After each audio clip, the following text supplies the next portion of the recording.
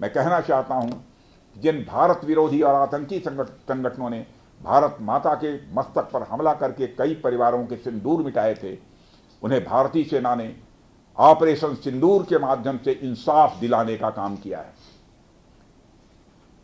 और इसके लिए आज सारा देश भारतीय सेनाओं का अभिनंदन कर रहा है। ऑपरेशन सिंदूर सिर्फ एक सैन्य कार्रवाई भर नहीं है, बल्कि भारत की राजनैतिक, सामाजिक और सामरिक इच्छा शक्ति का प्रतीक है। यह ऑपरेशन आतंकवाद के खिलाफ भारत की दृढ़ इच्छा शक्ति का और सैन्य शक्ति की क्षमता और संकल्प शक्ति का भी प्रदर्शन है।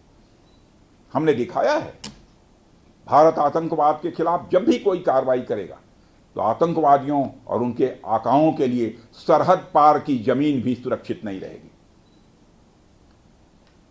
भारतीय सेनाओं ने ऑपरेशन सिंदूर को पाकिस्तान में मौजूद आतंकी ढांचा ढहाने के उद्देश्य से लॉन्च किया था।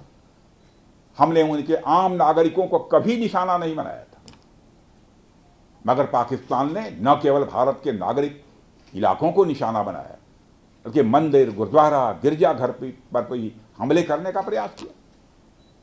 भारतीय सेना ने शौर्य और पराक्रम के साथ साथ संयम का भी परिचय देते हुए पाकिस्तान के अन्य ठिकानों पर भी प्रहार करके करारा जवाब दिया है। हमने केवल सीमा से सटे सैन्य ठिकानों पर ही नहीं कार्रवाई की, बल्कि भारत की सेनाओं की धमक उस रावलपिंडी तक सुनी गई जहां पाकिस्तानी फौज का हेडक्वार्टर मौजूद है।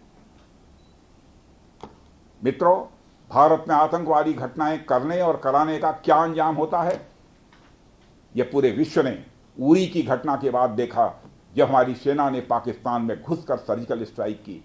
पुलवामा के बाद देखा, जब बालाकोट पर एयर स्ट्राइक की गई। और अब पहलगाम की घटना के बाद दुनिया देख रही है कि जब भारत ने पाकिस्तान के भीतर घुसकर मल्टीपल स्ट्राइक्स की हैं।